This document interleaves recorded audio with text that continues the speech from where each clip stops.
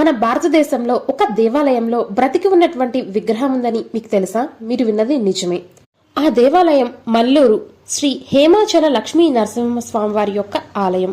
సైంటిస్టులు సైతం కొన్ని ఏళ్లు ఆశ్చర్యంలో ఉండిపోయారంటే మీరు నమ్ముతారా? ఈ ఆలయంలో లక్ష్మీ నరసింహస్వామి వారు కొలువై ఉంటారు. అక్కడ ప్రజల యొక్క నమ్మకం ఏంటంటే ఈ స్వామివారు నిజంగా బ్రతికి ఉన్నారు అని వారు భావిస్తూ ఉంటారు. అందుకు గల కారణం ఏమిటి అంటే, మామూలుగా విగ్రహాలు చాలా గట్టిగా ఉంటాయి, కానీ అక్కడ దేవాలయంలో ఉండేటువంటి స్వామివారి విగ్రహం చాలా మెత్తగా ఉంటుంది. అలాగే ఒక పువ్వు పెట్టి నొక్కినట్లయితే ఆ పువ్వు లోపలికి వెళుతుందట. అంతేకాదు మరికొందరు పరీక్షించాలని ఆ పువ్వుని మరీ గట్టిగా లోపలికి నొక్కితే విగ్రహం నుంచి రక్తం కారిందట. అంతేకాదు ఆ దేవాలయ గర్భాలయంలోకి వెళ్లినటువంటి భక్తులకి అక్కడ స్వామివారు శ్వాస తీసుకున్నటువంటి అనుభూతి కూడా కలుగుతుందట.